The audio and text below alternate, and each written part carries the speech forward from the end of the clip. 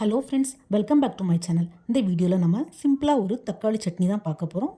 நம்ம சேனலில் first time பார்க்குற வியூஸ் ப்ளீஸ் சப்ஸ்கிரைப் பண்ணி வச்சுக்கோங்க. அப்போ தான் நான் போடுற வீடியோஸ் எல்லாமே மிஸ் ஆகாமல் உடனுடனே உங்களுக்கு நோட்டிஃபிகேஷனில் வரும். இந்த சட்னி பண்ணுறதுக்கு கேஸ் ஸ்டவ்வில் ஒரு கடாய் வச்சு அதில் கொஞ்சமாக தண்ணி ஊற்றி சூடாக்க வச்சுக்கலாம்.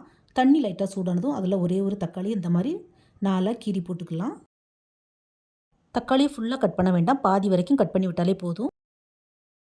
இது கூடவே இந்த தக்காளி சைஸுக்கு ஒரு வெங்காயத்தை கட் பண்ணி சேர்த்துக்கலாம். அப்புறமா ஒரு 4-5 பல் பூண்டு, ஒரே ஒரு பச்சை மிளகாய் சேர்த்து நல்லா வேக விட்டுக்கலாம்.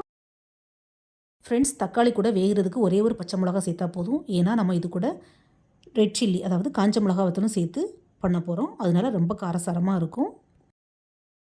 இந்த தக்காளி வெங்காயம் நல்லா வேகட்டும். நம்ம கேஸ் ஸ்டவ்வில் ஒரு கடாய் வச்சு அதில் கொஞ்சமாக எண்ணெய் ஊற்றிக்கலாம். எண்ணெய் சூடானதும் கொஞ்சமாக கடலைப்பருப்பு சேர்த்துக்கலாம். நான் 1 ஸ்பூன் போல் கடலைப்பருப்பு சேர்த்துருக்கிறேன். இதை லைட்டாக செவக்க வறுத்து விட்டுக்கலாம். கடலைப்பருப்பு லைட்டாக செவந்ததும் அது கூடவே 1 ஸ்பூன் போல் உளுந்தம்பருப்பு ஆட் பண்ணிக்கலாம். உளுந்தம்பருப்பும் கடலைப்பருப்பும் லைட்டாக செவந்ததும் அது கூடவே ஒரே ஒரு காஷ்மீரி மிளகாய் வத்தல், இது ஜஸ்ட் கலருக்கு தான், பட் காரம் இருக்காது. அதுவும் கூட ஒரு 3 to 4 மிளகாய் வத்தலும் சேர்த்து நல்லா வறுத்து விட்டுக்கலாம்.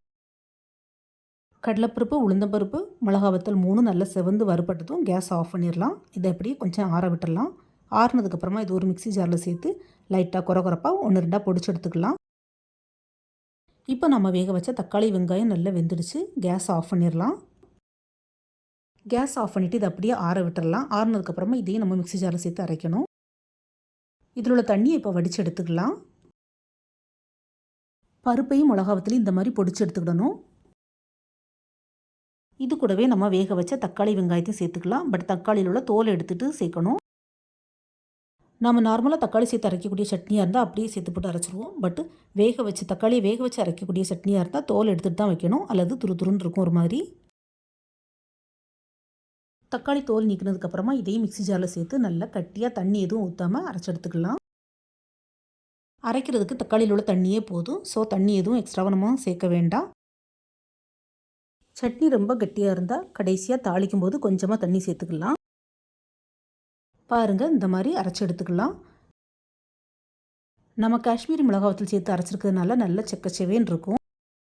இப்போ அதே கடாயை கேஸ் ஸ்டவ்வில் வச்சுக்கலாம். அதில் கொஞ்சமாக எண்ணெய் ஊற்றி சூடு பண்ணிக்கலாம். எண்ணெய் சூடானதும் கொஞ்சமாக கடுகு போட்டினதுக்கப்புறமா கருவேப்பிலையும் சேர்த்து தாளிச்சிக்கலாம். இப்போ நம்ம அரைச்சி வச்சுருந்த தக்காளி சட்னியை இந்த கடாயில் சேர்த்துக்கலாம். இது கூடவே 1 ஸ்பூன் போல் புளிக்கரைசல் சேர்த்துக்கலாம். புளிக்கரைசல் ஸ்கிப் பண்ணாமல் சேர்த்துக்கோங்க ஃப்ரெண்ட்ஸ். புளி தண்ணி இந்த சட்னிக்கு நல்ல ஒரு டேஸ்ட் கொடுக்கும். கூடவே சட்னிக்கு தேவையான உப்பு சேர்த்து நல்லா மிக்ஸ் பண்ணி விட்டுக்கலாம். இப்போ இந்த சட்னியை லைட்டாக வதக்கி விட்டுக்கலாம். வதக்குனதுக்கப்புறமா கொஞ்சமாக சுண்டி வரும். ஸோ இந்த ஸ்டேஜில் ஒரு 1/4 கப்புக்கும் குறைவாக தண்ணி சேர்த்துக்கலாம். ஃப்ரெண்ட்ஸ், உங்களுக்கு தண்ணி சேர்க்க விருப்பம் இல்லைன்னா நீங்கள் தண்ணி சேர்க்காமல் அப்படி கட்டி சட்னியாகவே கூட சாப்பிடலாம். அதுவும் டேஸ்ட் நல்லாயிருக்கும். தண்ணி சேர்த்து லைட்டாக மிக்ஸ் பண்ணி விட்டுட்டு கேஸ் ஆஃப் பண்ணிடலாம். கொதிக்கெல்லாம் விட வேண்டாம். இப்போ இதை அப்படியே ஒரு சர்விங் பவுலில் ட்ரான்ஸ்ஃபர் பண்ணிக்கலாம். ஆவி பறக்க இட்லி அல்லது சுட சுட தோசைக்கு இந்த தக்காளி சட்னி வச்சு சாப்பிட்டா அவ்வளவு டேஸ்ட்டாக இருக்கும். கிட்ஸு கூட எக்ஸ்ட்ராவாக வாங்கி சாப்பிடுவாங்க. அந்த அளவுக்கு நல்லாயிருக்கும். நான் இன்றைக்கி தோசை கூட தான் இந்த சட்னியை ட்ரை பண்ணுறேன்.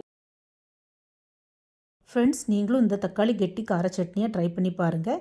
இந்த வீடியோ பிடிச்சிருந்தால் மறக்காமல் SRV கலக்கல்ஸை லைக், ஷேர் அண்ட் சப்ஸ்கிரைப் பண்ணுங்கள். Thanks for watching. See you soon in the next video. Bye.